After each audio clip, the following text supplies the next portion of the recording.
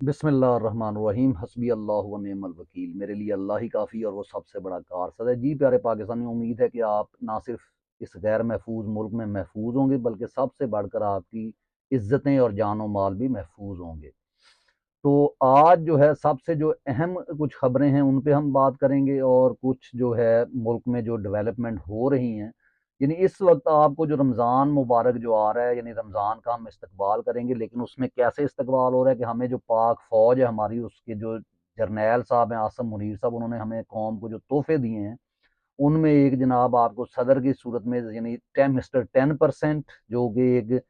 پوری قوم کو جس کا پتہ ہے کہ یہ ایک جو ہے کرپٹ قسم کا سیاستدان ہے، تو وہ آپ کو تحفہ مبارک ہو۔ اس کے ساتھ ساتھ جناب مریم نواز، جو کہ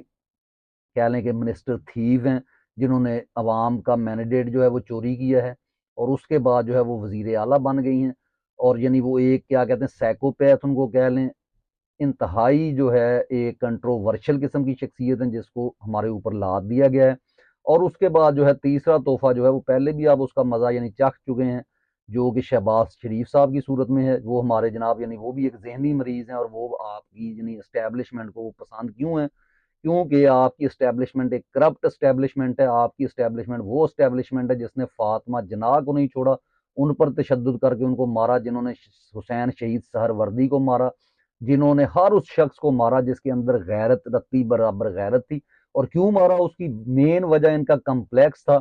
ان کے انفیریورٹی کمپلیکس، جو ہمیشہ سے ہے، ہمیشہ رہ گیا، کیونکہ یہ 12ویں کلاس ہے، اور 12ویں کلاس شخص جو ہے وہ ہمیشہ انفیریورٹی کمپلیکس میں مبتلا ہوتا ہے، اور اس کا حق بنتا ہے مبتلا ہونا، کیونکہ وہ اپنی جب اوقات سے زیادہ سوچتا ہے، جب اس کے پاس اس کی اوقات سے زیادہ آپ اس کو طاقت دے دیتے ہیں، تو وہ جناب یہی کرے گا جو ہمارے ساتھ اس وقت ہو رہا ہے۔ اور یہ پاکستان بننے سے، یعنی جیسے ہی وہ سب سے پہلا ایک بے غیرت جو تھا ایوب خان تھا،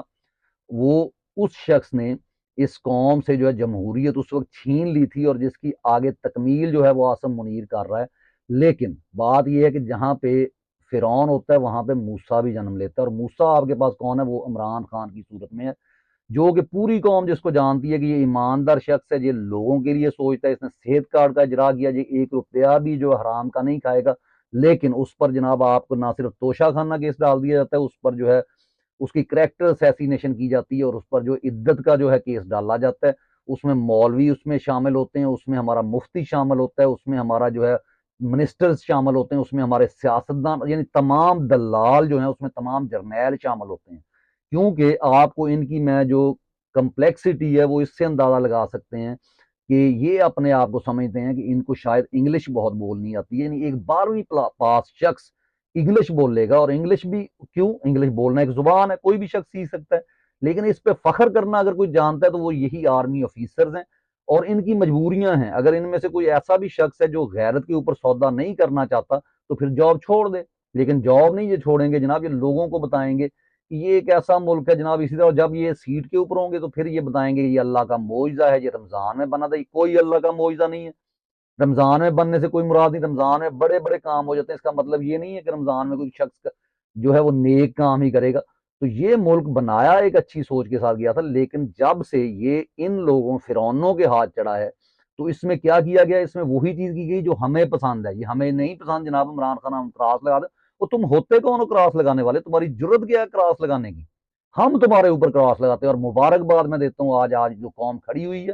قوم نے جو ہے ان کے اوپر کراس لگا دیا ہے۔ قوم ان کو یہ ماننے پہ رضامند نہیں ہے کہ یہ جو سوچیں گے وہی ہو جائے گا، جو بند کمروں میں فیصلے کیے جائیں گے وہی عوام تسلیم کر لے گی۔ اور اس کا سب سے بڑا نتیجہ جناب جو ہے وہ ایچیسن کالج سے برآمد ہوا ہے کہ انہوں نے بڑے شوق سے جو ہے مریم نواز کو، کیونکہ اس کے پاس ان جرنیلوں کی ویڈیوز ہیں، ان کے کالے دھندوں پہ، کالے دھندے آپ کے قوم پر آشکار ہو چکے ہیں، نوشتہ دیوار ہے کہ لوگ آپ سے نفرت کرتے ہیں، اور آنے والی صدیوں تک بھی لوگ آپ سے محبت نہیں کریں گے۔ ہاں، وہ محبت اس صورت میں کریں گے کہ آپ اپنی اوقات میں چلے جائیں، اپنے جو ہے کام سے کام رکھیں، وہ کام کریں جو آپ کو کرنے کے لیے تنخواہیں دی جاتی ہیں۔ آپ کو یہ سیاست کرنے کے لیے، آپ کو جو ہے ملک کی جو ہے دورے کرنے کے لیے تنخواہیں نہیں دی جاتی جناب۔